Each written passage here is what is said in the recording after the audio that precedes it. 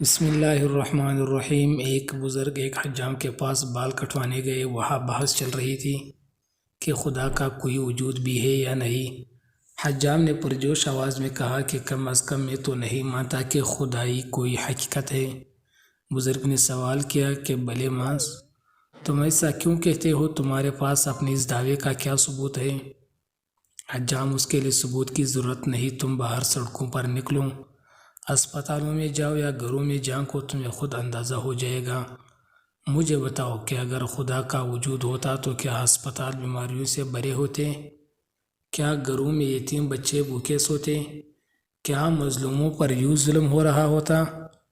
میرے خیال میں ایسا کوئی خدا نہیں ہو سکتا جو ان سب کی اجازت دے۔ بزرگ نے ایک لمحے کے لیے سوچا اور پھر لاحاصل بحث میں الجھنے کے ڈر سے خاموش ہو گئے۔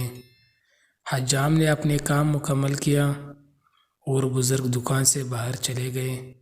دکان سے نکلتے ہی بزرگ کی نظر ایک ہپی ٹائپ شخص پر پڑی جس کی بے ترتیب داڑھی، الجھے بال اور بڑے ہوئے ناخن صاف دکھائی دے رہے تھے۔ مجموعی طور پر وہ شخص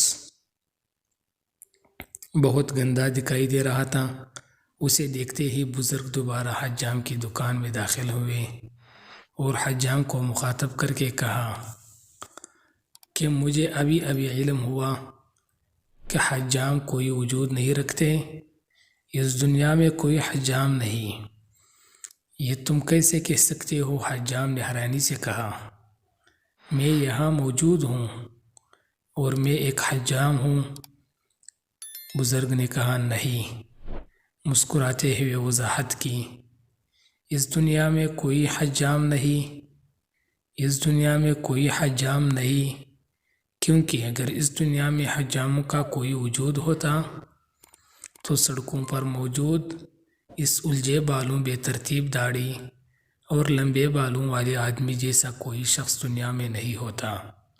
حجام نے الجھی ہوئی نظروں سے بزرگ کو دیکھا اور کہا، حجام تو بہت سے ہیں اور ہر علاقے میں ہیں، مگر ہم کیا کر سکتے ہیں اگر یہ لوگ ہمارے پاس ہی نہ آئے؟